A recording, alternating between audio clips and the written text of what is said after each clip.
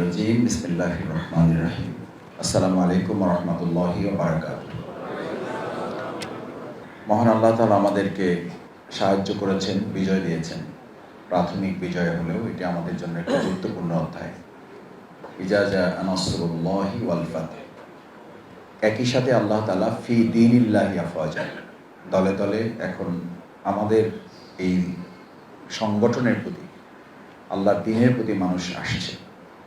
আমাদের এখন দায়িত্ব হবে এই দলে দলে যারা আসেন, মানুষের প্রবৃত্তি হচ্ছে, দুর্বলতা হচ্ছে, সে কোনো কিছুর উপরে খুব বেশি সময় স্টান করতে চায় না। বিজ্ঞান বলে যে মানুষ সেকেন্ডের চেয়েও ন্যানো সেকেন্ড, মাইক্রো সেকেন্ডে তার চিন্তা, তার দৃষ্টিভঙ্গি, তার পছন্দের পরিবর্তন ঘটে। তাহলে আমাদের কাজ কি? আমাদের কাজ হচ্ছে এই ভাইয়েরা যারা আসবেন তাদেরকে যদি আপনি এখনই টার্গেট করে ধরে তাকে আত্মগঠন, মানোন্নয়নের জন্য নিবেদিত করা না যায়, তাহলে একটা সময় পর্যন্ত সে আপনার প্রতি এডিকশন থাকবে, এরপরে কোনো না কোনো একটা জায়গায় সে চলে যাবে। তাহলে আমাদের কাজ হচ্ছে এই ভাইদেরকে আমরা এখনই টার্গেট করে, বাছাই করে তাদেরকে মানোন্নয়নের জন্য আমরা নির্ধারণ করবো ইনশাআল্লাহ।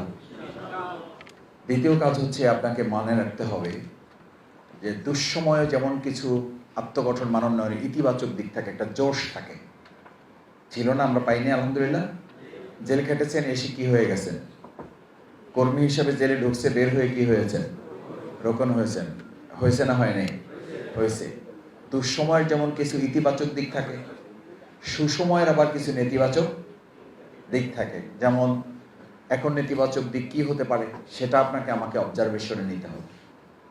এখন আমাদের নেতিবাচক দিক হবে যে ভাইয়েরা আসছেন, আমাদের সামগ্রিক ব্যস্ততার জন্য আগে একটা সিলেক্টিভ কাজ করতাম, আমরা একটা নির্দিষ্ট প্যাটার্নে কাজ করতাম। এখন আমাদের নানামুখী কাজের সাথে সম্পৃক্ত হওয়ার কারণে এই বেসিক কাজে যেভাবে সময় দেওয়া দরকার, ডেডিকেট করা দরকার, সেই সময়টা কিন্তু বলতে পারেন 5ই আগস্ট থেকে শুরু করে এখন পর্যন্ত আমরা করতে পারছি না বা পারি নাই। এই জায়গাটা খুব বেশি আমাদের চলতে দিলে এই যে ফি দীনিল্লাহি আফওয়াজ আসছেন যারা, তাদেরকে আপনি ধরতে পারবেন না। সুতরাং এই জায়গাটা আমাদেরকে নিতে হবে যে শত ব্যস্ততার মধ্যেও আত্মগঠন, মানোন্নয়নে এই ভাইদেরকে যদি ধরা না যায়, তাহলে এই ভাইরা এক সময় অন্য জায়গায় এমনভাবে চলে যাবে যে তাদেরকে আর ফিরিয়ে নিয়ে আসতে পারবো না। পারবো তো ইনশাআল্লাহ আমরা। তৃতীয় কথা হচ্ছে মানোন্নয়ন হচ্ছে এটা এডিকশন। প্রিয় নবী মুহাম্মদ রাসূলুল্লাহ সাল্লাল্লাহু আলাইহি ওয়াসাল্লাম মানুষের আত্মগঠন, মানোন্নয়নের কাজে এমনভাবে কাজ করেছেন যে ওই সময় লোকেরা তাকে পাগল বলতো। ওমা সাহিবুকুম বিমাজনুন। আপনি মানোন্নয়নের কাজটা যদি পাগলের মতো, নেশার মতো করে এটাকে না নিতে পারেন, মাথায় যদি আমার মধ্যে এটা কাজ না করে, নেশা কেন হবে? এই জন্য যে সাদাকায়ে জারিয়া, আপনি যদি খুব চেষ্টা করেন 60-70, আল্লাহ তাআলা হায়াতে তৈয়বা দেন, 80-90 বছর কাজ করবেন, তারপর তো পারবেন না। তারপরে আপনার আমলের জায়গাটা কোথায়? আপনার আমলের জায়গাটা হচ্ছে এই যে আপনি অন্তত এমন 5 জন, 7 জন, 10 জন, 15 জন, 20 জন, 50 জন, 100 জন লোক তৈরি করে যাবেন, যাদের মধ্য দিয়ে পরবর্তী উত্তরসূরি এমন তৈরি হবে যে কিয়ামত পর্যন্ত আপনার পক্ষ হয়ে এই লোকগুলো সাদাকায়ে জারিয়ার কাজ কি রাখবে। তাহলে এই টার্গেটে আমরা মানোন্নয়ন কি টার্গেট গুরুত্বপূর্ণ মনে করে আজকে থেকে নতুন উদ্যমে কাজ নিতে পারবো ইনশাআল্লাহ। কেন? এটা আমার মৃত্যুর পরেও আমার আমলনামায় সাদাকা যুক্ত হওয়ার জন্য, সওয়াব যুক্ত হওয়ার জন্য এটা একটা গুরুত্বপূর্ণ মাধ্যম।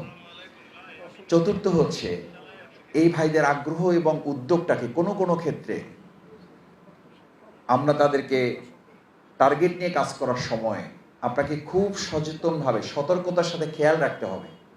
ওই সময় উৎসাহ উদ্দীপনা একরকম ছিল, এখন উৎসাহ উদ্দীপনাটাকে যদি আবার কোনো কোনো ক্ষেত্রে ডিল করতে আমরা একটু তার প্রতি শৈথিল্যতা দেখাই, তাহলে সে মনে করবে যে ও এখন তো আপনারা অনেক ভাইদেরকে পেয়ে গেছেন, সুতরাং আমাকে আর এখন দরকার নেই। যাদের পিছনে আপনি ঘুরেছেন, এখন সে ভাই হয়তো আপনার সাথে দেখা করে সময় পাচ্ছে না।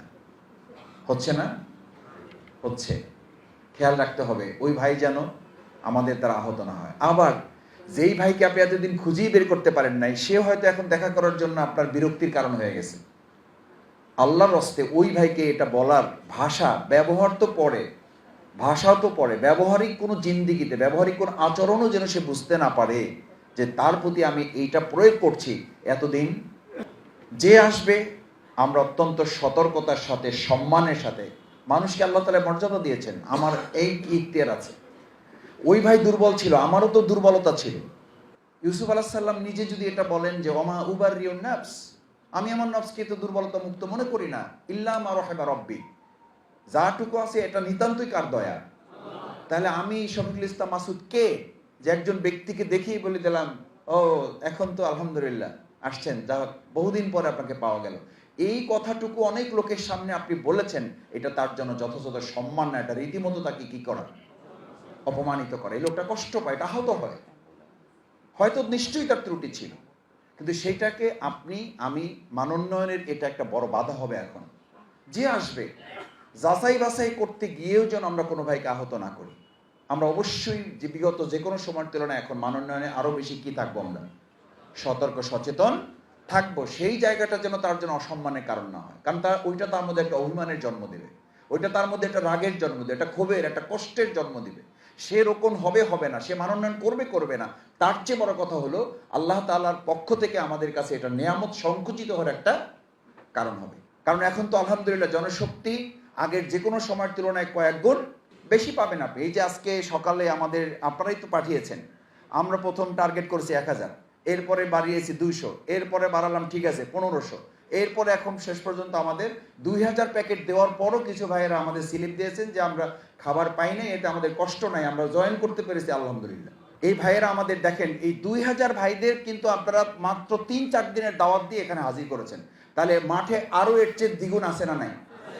তার মানে 2000 আর বা তার সাথে আরো কয়েক হাজার, তার মানে 5000 লোক এখন ইনস্ট্যান্ট শুধু সাথী সদস্য আছে যাদেরকে মানোন্নয়ন করে টার্গেট নেওয়া। তাহলে সকালে যে কাজটা আপনারা কষ্ট করে করেছেন, এই ভাইদের মধ্যে যে একটা ইন্সপিরেশন তৈরি হয়েছে, এই ইন্সপিরেশনটাও যদি আবার সপ্তাহখানেকের মধ্যে, আজকে যেটা সিটামিন বলেছে যে আজকে থেকে রিপোর্ট রাখবেন, এটা হলো একটা থিওরিটিক্যাল কথা।